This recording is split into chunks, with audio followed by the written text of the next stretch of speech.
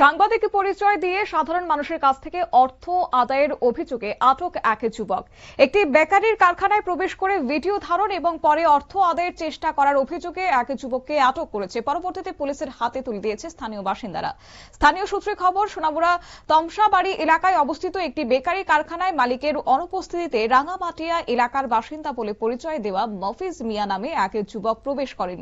অভিযোগ যে নিজেকে সাংবাদিক পরিচয় দিয়ে মোবাইল ফোনে কারখানার ভিডিও ধারণ শুরু করেছে এবং পরবর্তীতে কর্মচারীদের কাছে কারখানার পরিচ্ছন্নতা নিয়ে প্রশ্ন তুলেছেন।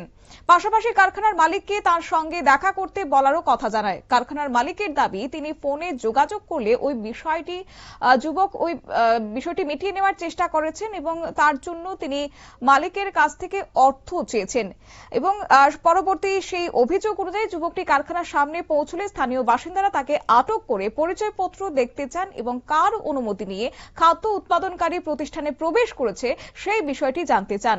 তবে উপস্থিত লোকজনের দাবি যে তিনি সাংবাদিকতার কোনো পরিচয়পত্র দেখাতে পারেননি এবং প্রশ্নের সন্তোষজনক উত্তর দিতে ব্যর্থ হন। শুনুন বিস্তারিত।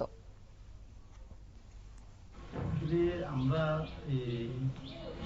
বেকারি মালিকের থেকে জানতে পারছি আজকে উনি ফ্যাক্টরিতে নাই, ওনার ফ্যাক্টরিতে মুফিজ আনোয়ার নামে দুজন নিজেদের সাংবাদিক পরিচয় দিয়া কারখানার ছবি তুলতে আছে।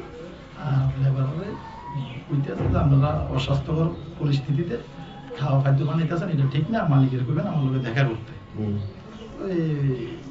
স্টাফেরা কইছে ঠিক আছে, আমরা মালিকের আমরা দেখা করার লাগে আমরা কইয়া দিব। তো তারপরে কি করছে, মালিক বাড়ি থেকে যাওয়ার সময় ঠিক কিছুক্ষণ আগেই মুফিজ মালিকের আরেকটা কাউন্টার আছে, ওই কাউন্টারে যাই হাজির হয়েছে। মালিককে না ভেবে বলছে আমার লোকে দেখা করতে কইয়া একটু দরকার আছে।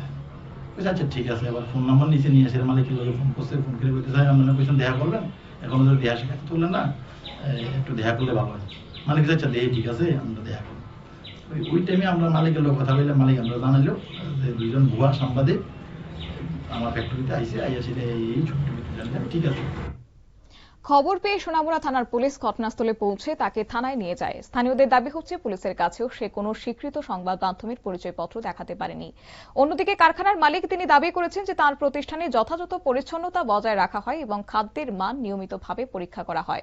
খাদ্য দপ্তরের পক্ষ থেকেও এই পর্যন্ত কোনো অভিযোগ পাওয়া যায়নি বলে তিনি জানিয়েছেন। তার অভিযোগ যে তাকে ব্ল্যাকমেইল করে অর্থ আদায়ের উদ্দেশ্যে ওই যুবক এই ধরনের কর্মকাণ্ডে জড়িয়েছিলেন। কিন্তু স্থানীয় এক বাসিন্দা বলেন যে কিছু অসাধু ব্যক্তির সাংবাদিক পরিচয় ব্যবহার করে ব্ল্যাকমেইল করার চেষ্টায় প্রকৃত যারা সাংবাদিকরা রয়েছেন তাদের ভাবমূর্তি ক্ষুণ্ণ হচ্ছে। তাই এই ধরনের অভিযোগে সুষ্ঠু তদন্ত করে দোষীদের বিরুদ্ধে আইনানুগ ব্যবস্থা গ্রহণ করার এবার দাবি জানিয়েছেন স্থানীয় বাসিন্দারা। নিয়ে নিশ্চিত ছোট্ট একটি বিজ্ঞাপন বিরতির সঙ্গে থাকুন।